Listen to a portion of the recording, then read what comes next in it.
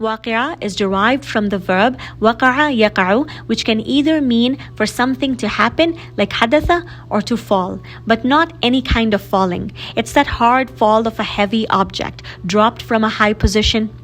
The word waqi'ah can refer to an event that happens just once. The ta marbuta at the end is for exaggeration, to show that it is a major event and that it is inevitable. The word waqi'ah is used for the Day of Judgment in the Quran to include all these meanings and more. Where do we find these more meanings? The Quran uses waqi'ah as one of the names of the Day of Judgment. In fact, an entire surah is named as waqi'ah. That's translated as the inevitable event. And in that surah, we find certain qualities of the Day of Judgment as it describes it as al-waqi'ah in the opening verses, where Allah SWT says, إِذَا وَقَعَتِ الْوَاقِعَةِ, when the inevitable event occurs. لَيْسَ لِوَقَعَتِهَا كَاذِبَةٌ, no one will be able to deny its occurrence. خَافِضَةٌ رَافِعَةٌ, bringing down some and raising others. Therefore, the Day of Judgment is referred to as al-waqi'ah to remind us that it is going to happen. And once it happens, it cannot be reversed.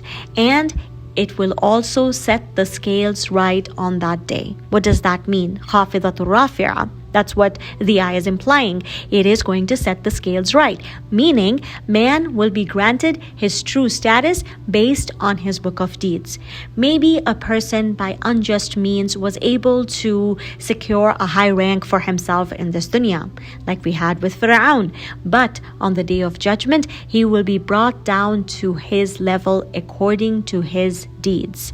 It's like the handing out of the final report card. Surah Inshiqaq describes it very beautifully for the believer and very painfully for the disbeliever, but we're not going to talk about the disbeliever. We're going to just focus on the believer in today's session. فَأَمَّا مَنْ أُوتِيَ كِتَابَهُ بِيَمِينِهِ, the one who is given his book in his right hand. فَسَوْفَ يُحَاسَبُ حِسَابًا يَسِيرًا, indeed he will be granted a lenient accounting. Number 9, وَيَنْقَلِبُ إِلَىٰ أَهْلِهِ مَسْرُورًا, and he will return to his family rejoicing. That right there is an image of a winner who was just handed his final report card, and now he returns to his family wanting to show it off with his face beaming with joy. It's like the graduation ceremony, the ultimate big one though, where everyone around you is celebrating you. The only difference here is the ones around you celebrating you are the angels, giving you that VIP treatment and congratulating you, saying, هَذَا يَوْمُكُمُ الَّذِي كُنْتُمْ تُوعَدُونَ, this is your day, the one that you were promised, in Surah Anbiya 103.